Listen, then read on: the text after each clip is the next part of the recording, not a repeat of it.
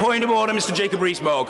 Thank you, Mr. Speaker. I have 2 points which I would be grateful for clarity on.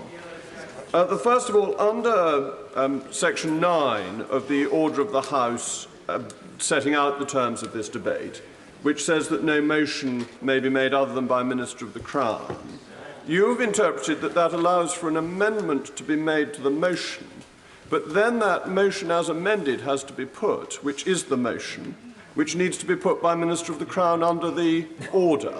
So is it therefore the case that the motion, if amended, may not then be put unless it is adopted by a Minister of the Crown? And I then have a second point. If Mr. Speaker, I may come on to the second point, which is the precedential...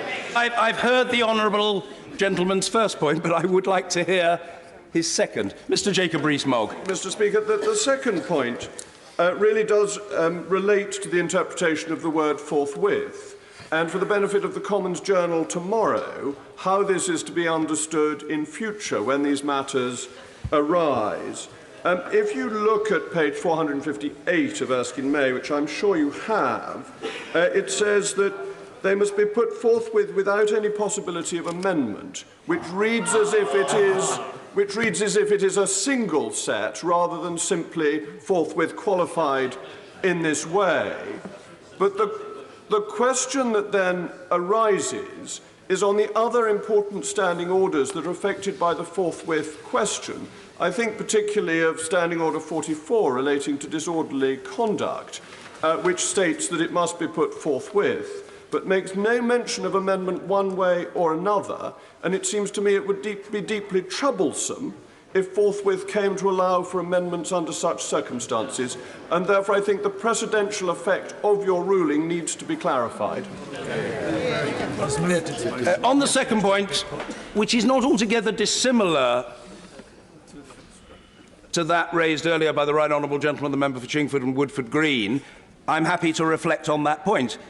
It's a very serious question and it warrants a serious reply.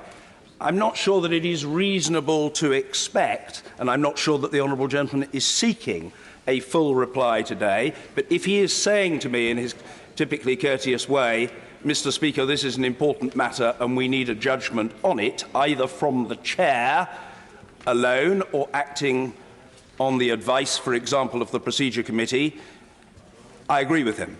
On the first point that the honourable gentleman raised, the answer is that if the motion has been moved, it must then be put. And for the avoidance of doubt, I say that on the basis of specialist advice. Yes?